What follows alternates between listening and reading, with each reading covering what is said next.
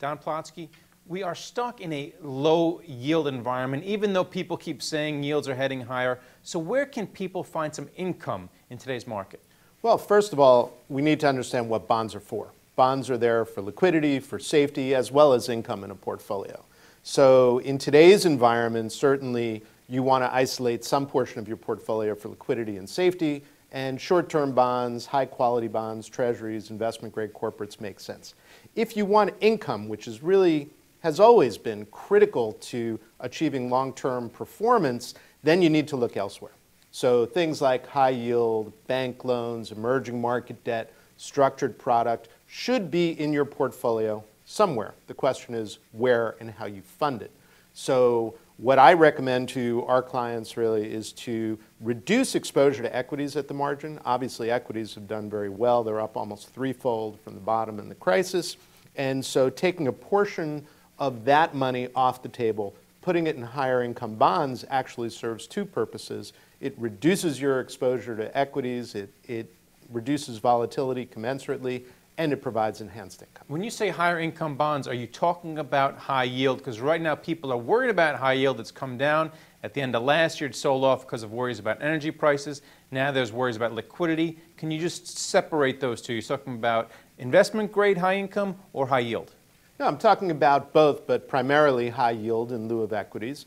And certainly there are concerns out there. There are concerns about liquidity. We're concerned about liquidity in the market. The market dynamics have changed as the banks have been starved for capital on their trading desks, so they're not there to step up when things get difficult in the market. So that's really more of a technical concern about high yield. And so the day will come when there's stress in the market and high yield trades off because of that stress. But what we really focus on are the fundamentals of the issuers in the market. So we have a list of companies that we like. When they trade off in the market, that's when we'll come in and buy them. And we think investors, retail investors in particular, should invest in a fund that has achieved good returns over time, and they should allow the manager to select those issuers, and they should ride it out for the long term. Because certainly there will be volatility because of the lack of liquidity, but that's an opportunity from our perspective. Let's just stay with high yield for a second. Can you talk about which sectors you like? Because people were really blindsided when energy went down last year and its impact on the overall high yield sector. So where are you looking?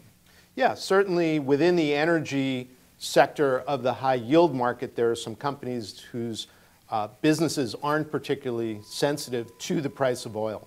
Those are companies that we keep an eye on. We meet with management, we understand their business, and those issuers have traded down along with the broader energy universe. So it really gives us an opportunity, as I say, to go in and acquire the debt of those companies when the market trades off at very attractive prices. And again, over the long term, which is really our primary concern, we believe those companies will do very well regardless of where energy prices go.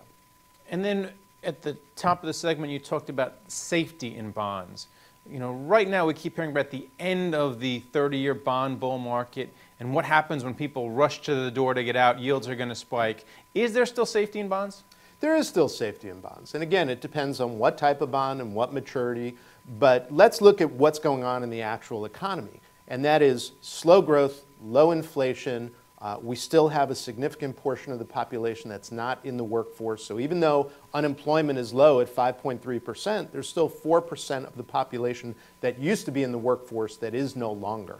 So the labor market itself remains impacted. So what is going to drive rates up? Fed policy really addresses the front end of the curve.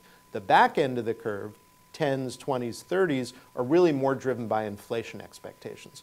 And we see nothing on the horizon today that's going to meaningfully change inflation. So the Fed will continue to remain accommodative, less so than they are today, but if inflation expectations don't change and the Fed still remains more accommodative than they've been historically, we don't think there's going to be a significant change in long rates. All right, thanks a lot, Don. Great, thank you very much. Thank you for watching The Street.